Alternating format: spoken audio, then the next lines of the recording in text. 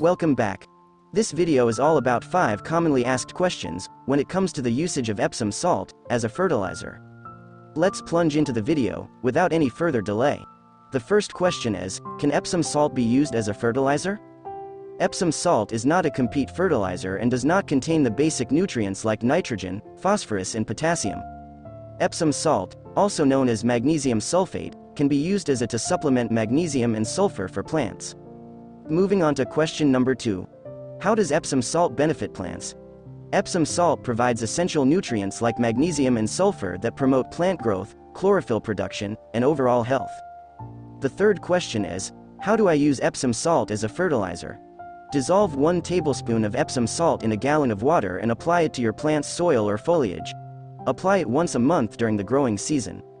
Can Epsom salt be used on all plants? Epsom salt is generally safe for most plants but is particularly beneficial for magnesium-deficient soils in crops like tomatoes, peppers, and roses. Can Epsom salt improve the color of foliage? Yes, Epsom salt can enhance the vibrancy of plant foliage due to its role in chlorophyll production. For instance, applying Epsom salt to rose bushes can result in deeper green leaves.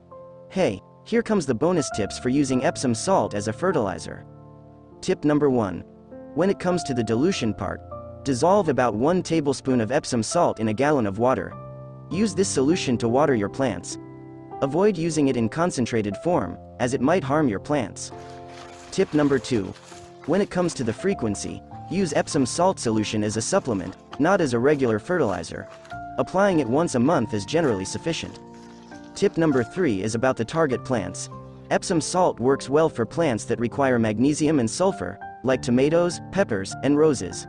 Avoid using it on plants that don't benefit from these nutrients. Tip number 4 is the most important. Before applying Epsom salt, consider getting a soil test to determine if your soil is deficient in magnesium. This will help you avoid over-application. Tip number 5. You can also spray a diluted Epsom salt solution directly on the leaves of plants for faster absorption. However, don't do this during hot, sunny periods to prevent leaf burn. Tip number 6. If you're expecting rain after applying Epsom salt, it's a good idea to wait, as heavy rain might wash away the nutrients.